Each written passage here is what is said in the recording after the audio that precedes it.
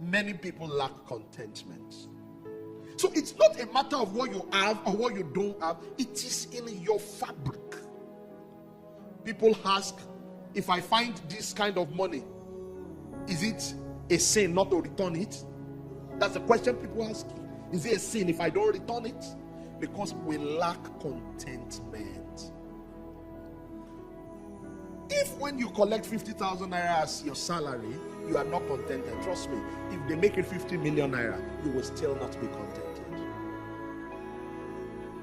You know, somebody that is contented will be okay with the shoe he wears.